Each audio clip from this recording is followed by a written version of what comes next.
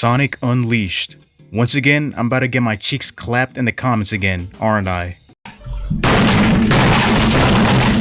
So I recently made a video discussing how Sonic Adventure 2 is one of the most glazed games in the Sonic community, and I can understand enjoying and praising a game, but when people start to become toxic about it, that's when people start calling you out. But putting all that aside, let's talk about Sonic Unleashed.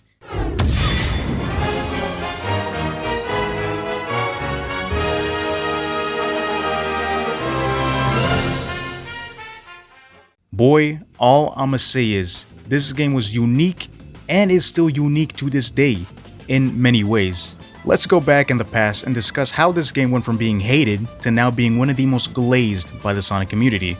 As we know, Sonic Unleashed released back in 2008, which was developed by Sonic Team and published by Sega. It released for many different consoles such as the Xbox 360, PS3, PS2, the Nintendo Wii, and Java, which we don't talk about that one because bro,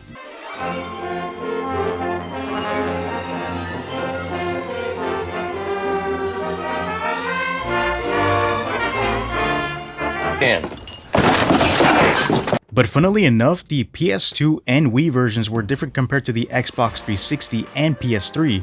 What's crazy is that the Wii version would be developed and released at the same time with the PS2. Although it is the same game as it is on the PS2, the Wii version has higher quality graphics, sound, and widescreen support. And of course, since it's played on the Wii, you do have to use motion controls, which I don't know how many people feel about that, but hey, it's whatever I guess. As we know, people call the 360 and PS3 version the HD version as it was a lot more beautiful in terms of graphics and scenery.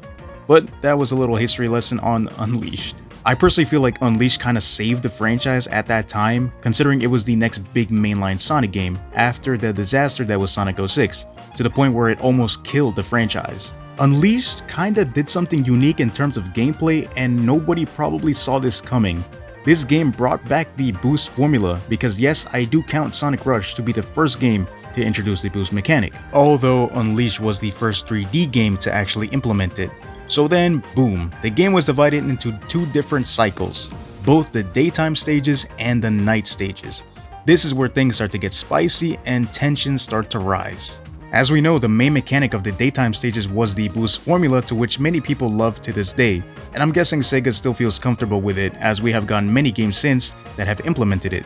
While yes, this was a breath of fresh air to the Sonic community, it was actually pretty challenging, and I personally think that's what makes it unique. I love the daytime stages a ton, but we do have to remember, this only lasts for like a good 30% of the game. I understand people love Unleashed for the boost gameplay, but what about the other thing? The nighttime stages. Yup, I personally enjoy Unleashed, man, but jeez man, the Werehog just isn't all the way there for me. I understand it all comes down to personal preference, and I always respect that, but here's the thing. Why is my boy Sonic so slow, bro? His whole thing is to be going fast all the time. Hold up, cut to cameras. Back to history lesson 101 on this game really quick. In case some of you who didn't know, back then, combat style games were very popular, such as God of War. And well, I guess Sega wanted to jump into that train of games as well. I still remember the first ever time I played this game and was genuinely confused as to why Sonic became this big hairy thing. I had so many questions, but once again, it was just something Sega added. What really sucks about the Werehog stages was the fact that it was extremely slow. The levels felt way too long, and these stages took about 70% of the game compared to playing the daytime stages. I am still not a huge fan of this mechanic they brought into the game, despite me loving Unleashed, but making this game similar to how Adventure 2 played out was not a good look, to be honest. I compare this to Sonic Adventure 2 because if you guys know, Sonic and Shadow had speed sections to which many people love, but when it comes to the actual other gameplays, which is the treasure hunting stages, and of course the mech stages, people don't necessarily like them. So when it comes to Unleashed, many people can kind of agree that they're kind of similar, where people love the daytime stages but hate the Werehog, so I guess it's only fair to compare both of these games. I guess another thing that people hated about the nighttime stages was this.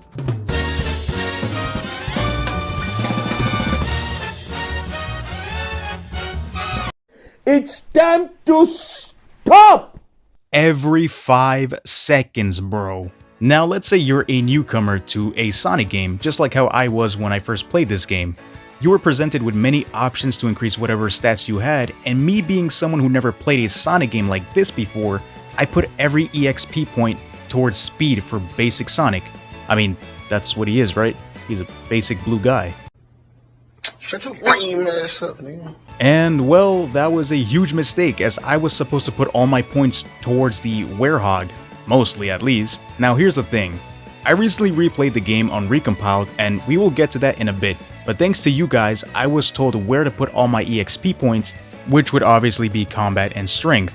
The combat system may seem fun, but in order for you to enjoy and do more damage, you pretty much need to max out the combat and strength, because if not, the gameplay would be even much slower. I think this is the people's biggest complaint about the game, and I totally understand them as I was there too. The Werehog.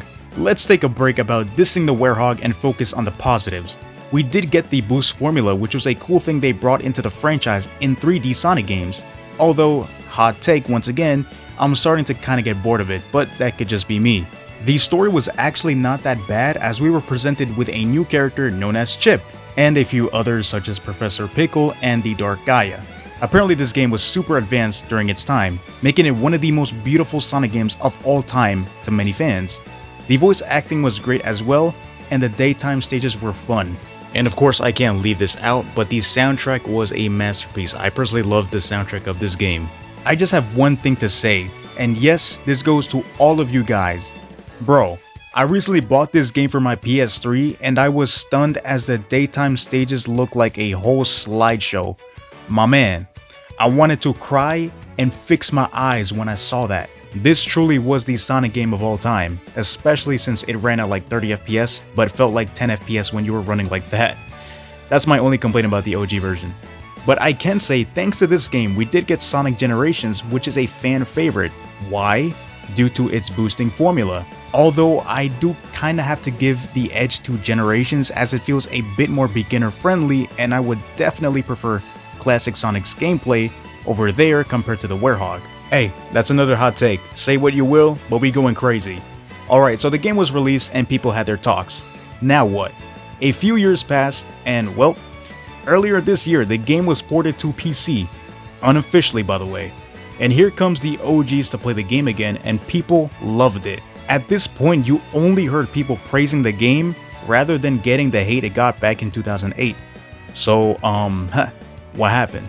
This game quickly became one of the most talked about Sonic games in the community, and people were talking about it left and right as if the Werehog did not exist.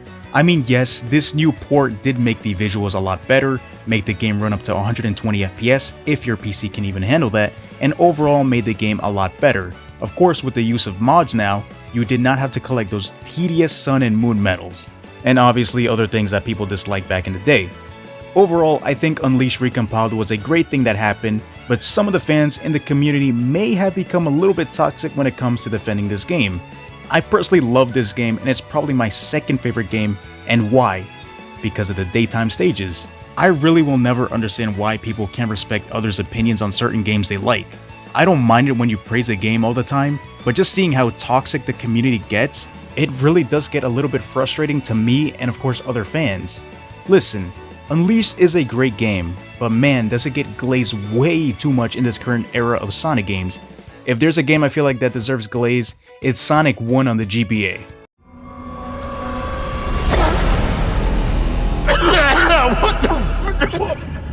Alright, too far? My bad. Hey, I'm sorry. But in all seriousness, I really won't understand why these two Sonic games will always be glazed so much. Sonic Adventure 2 and Sonic Unleashed. This was kinda like a part 2 to the SA2 video I did a while back, because it's only fair. If I diss one game, you know I gotta diss the other game. But hey, what do you guys think? Is Sonic Unleashed one of the most glazed games in the Sonic community as of right now? Now remember, please don't go crazy in the comment section being toxic with one another. We all gotta respect others. But with that being said, I appreciate all of you guys who stuck around to the end, and I guess I'll see you guys on the next one. For now, stay safe, take care, and peace. By the way, for the record, I do like and enjoy and love Unleashed, alright my boys? Do not take this personally, alright? Yeah, you suck. Yeah, you just fucking suck. Blows my mind that somebody like this not only exists, but also is delusional enough to post it online.